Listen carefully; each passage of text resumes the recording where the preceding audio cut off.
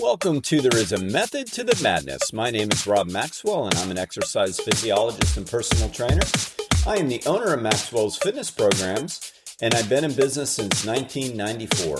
The purpose of this podcast is to get to the real deal of what really works, and most importantly, why things work. Hence the name, There Is a Method to the Madness. Before I get started today, let me thank Jonathan and Lynn Gilden of the Gilden Group Realty Pros. They are committed to providing the highest level of customer service in home sales. Why don't you give them a shout and figure out what your home is worth? 386-451-2412. Happy Saturday, everybody. Coach Rob here, and I'm going to talk to you today about protein, probably the most misunderstood macronutrient out there. So I just called protein a macronutrient. That's what it is. It's technically an essential nutrient, and the word essential in this case doesn't mean needed, although it is. What essential means when you're talking about macro and micronutrients means that your body can't produce it without an outside source. So you have to go from outside of your body to get the macronutrient. That's what an essential nutrient is. Now, a macronutrient is protein, carbohydrates, fat, and water. And macro in this case means that you need a lot of it compared to a micro, which means you do not need very much. Now, a micronutrient are two things, vitamins and minerals. And yes, they are considered micronutrients, essential micronutrients, which again means that your body needs to get them from an outside source and you do not need them in great quantities. Micronutrients, vitamins and minerals, macronutrients, proteins, carbohydrates, fats, and water. All right. So we are going to talk about protein today because, like I said, it's probably the most misunderstood of the macronutrients. I could make an argument that carbohydrates are as well. I don't think fats really are, and I don't think water is. But protein and carbs are probably the king and queen of being misunderstood. So today I will tackle protein. A very important point that we need to keep in mind here, that all of these macronutrients are supposed to be consumed in a balance, in a particular balance. And the balance isn't supposed to be 1/3, 1/3, 1/3 when I'm talking about the caloric macronutrients, because I'm not talking about water here, but the protein, carbs, and fat. No, it's not supposed to be 33% each, which is the correct distribution that makes them balanced. Most experts believe that your diet should be consumed of roughly 50% carbohydrates, generalizing here, 25% protein, 25% fat. That's like a really good balance to think about. People that are more active probably should consume more carbohydrates. And other than that, though, 50, 25, 25 is a very good ratio to think about. That's balanced. And again, I'm talking about protein today because already you carbohydrate freaks out there that think it's making you fat. And by the way, it's not. Overeating is, are going to be going 50% of my diet, carbohydrates. Yes, carbohydrates is the macronutrient that you're supposed to be consuming the most because it is what provides energy to your muscles and energy to your brain. All right. 25% protein sounds like not very much, but in reality, most Americans consume too much protein. So I'm going to give you the science on that so you no longer have to debate it. If you don't believe me, do your own research because there are protein freaks out there too.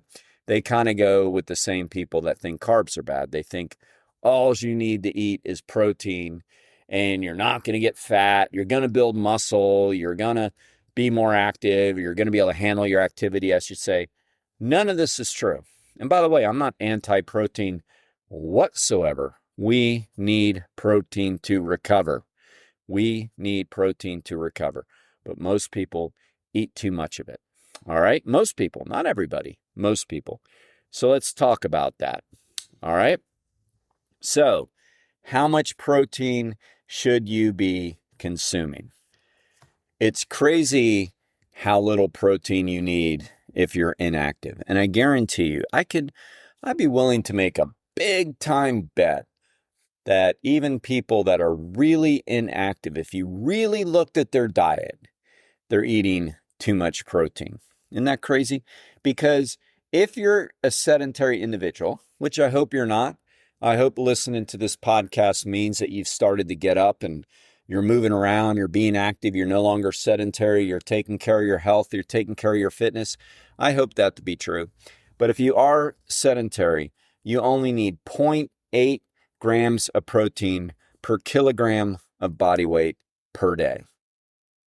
Let me repeat, 0.8 grams per kilogram of body weight per day. So me being a 170-pound person, if I was sedentary, would only need 62 grams of protein per day. That's it. 62 grams. Now, before I go on with the other recommendations, because hopefully, as I said, most of us are not sedentary listening to this, let me explain why. Protein is a recovery macronutrient. Our muscles don't need protein to grow per se. They need protein to recover, which will help the muscles grow. If you're a dude in the gym and you're a bro dude trying to get big and swole and get big biceps and all that, and if you think you're only going to get those eating protein and you're on some low carb diet, you are really badly mistaken. You are not going to grow muscles without carbohydrates. So protein is there to help you recover. Carbohydrates are the energy you need to grow. You need both. But protein's role is not in energy distribution. We don't use caloric calories of protein to move. So therefore, we only need enough to help us recover. All right? So again, just 62 grams per me at 170 pounds. Put yourself into that equation, whatever you weigh, you're going to see that you don't need maybe as much as you think. If you're sedentary, but I'm not even going to go there. You're listening to this. You're not sedentary. All right. Now let's talk about people who exercise regularly, but maybe aren't trying to gain a ton of muscle per se, right? And I hate even saying that because it's just not as easy as all that sounds. But anyway, you would then need 1.2 to 1.6 grams per kilogram of body weight if you are exercising on a regular basis. Now, I would assume that is most of you. If you are coming to me 2 times a week for strength training, you are exercising regularly. If you're coming to me 3 times a week, like some of you do, to exercise and strength train, you are exercising regularly. If you are walking every day or most days of the week, you are exercising regularly. So for most of you, it's going to be 1.2 to 1.6 grams per kilogram of body weight. So in my case, at roughly 170 pounds, that's around 124 to 170 grams per day. Okay? That's still not a huge amount of protein. That is, I'm sorry, you know what? I need to back that up a little bit. I skipped ahead, and that was me for hypertrophy. That was us for hypertrophy. This was for active adults, all right? Looking at my notes here, my faux pas, scratch that out. It is still 1.2 to 1.6 grams per kilogram of body weight, but I gave you the wrong total. For me, that's 93 grams to 124 grams, all right? 93 to 124. For me at 170 pounds, that's not a lot. I mean, that's a decent amount. I'm not saying it's easy to get your protein sources, and I'm going to wrap up by talking about that in a bit, but it's not a lot either. I mean, there are freaks out there, and they are freaks. They're just trying to sell you products that are going to sit there and tell you that you need like 400 grams of protein a day. I know people, bodybuilding world people, that have told people that. So most of their macronutrient distribution is in the form of protein. That's a crazy amount. It's hard on the kidneys. It's hard on your urinary system. Like, it is hard, and a lot of it you're just going to store as fat, because the proteins we eventually don't use get stored as fat. All right. So now the most protein anybody would need, and again, it's for recovery, it's not for energy, it's for recovery, would be for the people that are trying to gain maximal size, hypertrophy, and maximal strength. Football players, bodybuilders, linebackers, whatever. Some of my burly boys playing softball, I want to hit the ball harder, I want to gain some muscle. The most would be 1.6 to 2.2 grams per kilogram of body weight. All right. 1.6 grams per kilogram of body weight to 2.2 grams per kilogram of body weight, the most. So for me, at 170 pounds, that equals 124 to 170 grams a day. So if you really want to keep it simple, stupid, then you could say the most protein you would need if you're really trying to grow muscle would be about a gram per body weight. The most. But do you know how many people supersede that all the time because they think it's what they're supposed to eat? They think if they eat that, they're not going to get fat. I hate to break it to you, but everybody's going to gain body fat if you eat too much of anything that your body isn't going to use, whether that be fat, carbs, or protein. Okay? So for most people, if we're going to really balance this out, it should only be about 0.7 to 1 gram per pound of body weight per day. Make it really, really simple. 0.7 to 1 gram per pound of body weight per day. That is not nearly as much as most people are told they are to consume. It's probably more in line with what maybe many people are taking. Okay? So that is what we need per day. I am a big fan of logging your food, at least for a while, so you can figure out if you're getting your numbers, whether it be for the calories, for the carbohydrates, for the fat, for the protein. I'm a big fan in logging that in a MyFitnessPal type thing. It really, really helps to do that. Once you get an idea of how much protein and carbs and fat you're consuming per day, you probably don't need to log anymore. I still log. It takes me a few seconds, and the gain I get from it far outweighs the loss I get from it. All right. Now let's talk about per meal. In the old days, not that long ago, really, probably maybe a decade or two, the evidence stated that you're not going to be able to use more than 25 grams of protein at a meal. Like anything more than that, your body wasn't going to be able to digest and, most importantly, absorb it into the system for use. There's still some truth to that, but that number has become a little bit obsolete. And the reason is because people are different body weights and there's different activity levels and those types of things. But now we know that anything more than 0.3 to 0.5 grams per kilogram per meal is probably not going to get used for protein. It's just going to get used as fat.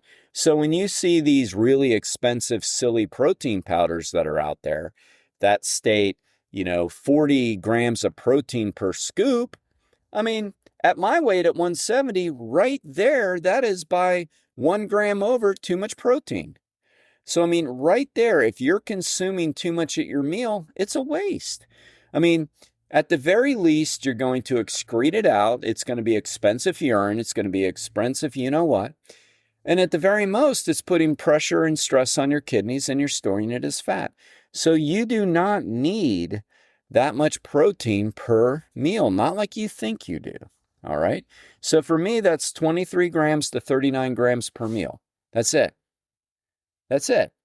I mean, that's right there. 23 grams is about a chicken breast. So if I have a chicken breast at my meal, I have enough protein.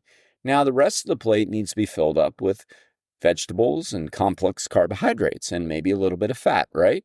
But not all this protein. We don't need as much per day. We don't need as much per meal as we think, but we need enough. So we really, really, really have to make sure that we're getting the right kind and the right sources. All right. So let's talk about that a little bit. What are the best sources of protein? Now, you can be a vegan and get enough protein for sure. It will not be easy, but it can be done. Quinoa and soy products are a complete protein. Now, what a complete protein means is that all of the essential amino acids are present, and there are 9 essential amino acids. When they are all present, then that is called a complete protein. Incomplete proteins have to be combined to have all the essential amino acids so they can be used as protein. Now you say, what happens if I eat an incomplete protein? And by the way, I talked a couple podcasts ago about deceptive labeling. That's another one I forgot to mention. But a lot of times, like on bread and stuff, they'll say that it has, 4 grams of protein or something like that. It's not a lie, but it's also not completely true. It does have the protein, but it's typically, in bread's case, an incomplete protein, which isn't the end of the world as long as you're taking that bread and you're combining it with another plant source that is going to match up and give you all the essential amino acids. Now, that can be done, but as you can see, that's also really complicated. So, for example, nuts, legumes, peanuts, things like that, mixed with wheat bread is going to give you a complete protein. So that's great. If you want a complete protein, then you can make yourself a peanut butter sandwich for sure. But you can see if you didn't know that, you might be taking in some incomplete proteins that don't match with other incomplete proteins. And essentially what you're really taking in then is more carbohydrates. It's going to be used for the energy, but not for the protein needs. Now, look, I am 100% on board with being plant-based. I'm mostly plant-based, not completely, but mostly. So I have no problem with finding plant proteins, but you do have to do your homework. You do have to make sure that you're getting the correct kind. I mean, you can use Google. I mean, it literally is not hidden information anymore. It probably never was. I mean, everything is just readily right there. Okay. So if you're vegan, if you're plant-based, yes, you can get your protein that you need, especially now that I pointed out you don't need nearly as much as you thought you did for most people, especially active people. You can get it done. Quinoa is a complete protein. Soy is a complete protein. So tofu, complete protein. That's fine. You don't have to mix them. The other ones you will have to mix. Now, vegetarians who consume some animal products, but they don't eat the flesh, so they're eating dairy and eggs, I mean, you're getting your complete proteins right there. Greek yogurt is a great source of a complete protein. Cottage cheese is a great source of a complete protein. Milk also is. It's just sometimes it contains a lot of sugar. Now, with these products, I always suggest, because you want to watch some of the, farming techniques used. I mean, I'm not going to tell you what to do, but I would go more organic and free range and those types of things. I just think you're probably getting a better product. And most importantly, it's better for the environment and the animals and everything else. But you do have to watch that when you get into that. You probably want to choose the best sources out there. Local is better, and all that, but I'm not going to preach to you on that. But dairy is a complete protein, so it's a great source of getting your protein. If you have some Greek yogurt with your breakfast and you're of normal body weight, you probably got all of the protein you need at that particular meal. Now, when we go up into the flesh sources, the animal sources, well, chicken is going to be a complete great choice of protein. White fish is going to be a great source of protein. Turkey is going to be a great source of protein. Now, beef and other types of animals not mentioned are also protein, but with them you do have to watch the saturated fats because there is a lot of fat in beef. There's a lot of fat in whole milks and things like that.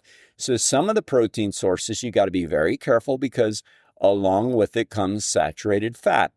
And I don't care what anybody has told you, saturated fat is linked to heart disease. We do not want to be consuming a lot of saturated nor trans fats. All right. So you can get your sources that way. You can get a list of the best proteins that are out there from animal down to plant. It really isn't hidden information. As I said, it probably never was. It was just, where were you going to get that information before, I guess, unless you went and purchased a book. But now you can simply Google it. All right. Timing wise, I'm a believer because I told you, you can't digest and absorb all of the protein at once. Like, let's say for me, I need, let's say 150 grams of protein per day. Well, you know what? I'm just going to get all my protein out of the way now and eat it all right now. Okay. Remember, we can't do that because our body only absorbs a certain amount at a time. So it's really best to just try to spread that out among your meals. Spread it out among your breakfast, lunch, and dinner. That's why it's another reason real important to not skip meals and have 2 big meals per day or whatever, because then you can't space out your macronutrients, and these things are meant to be spaced out. But the best way to do it is to take your protein needs, whatever they might be, and space them out. If you're eating 3 times a day, space them out that way. If you're eating 4 times a day, space them out that way. That way your body's readily getting all of the macronutrients that you need. All right? So I hope that helps you. Remember, all essential macronutrients are needed. They're needed in the right balance. Don't believe the hype. Most people are trying to sell you stuff. Do your research. Follow and listen to people that have the credentials to help you. Thank you for listening to today's show. I ask you to please hit automatic download and also follow the show. It will cost you nothing. Now I would like to thank our second great sponsor, ProCharge Liquid Protein. What I love most about it is extremely portable. I have a tendency to make a mess when I'm making my protein smoothies after I exercise because I spill the powders and all that other stuff. But instead, with ProCharge, all I have to do is open up the cap and pour it in my mouth. There are 2 servings per container. Each serving has 20 grams of protein. My personal favorite flavor is lemon lime. Check them out on my website at fittothemax.net.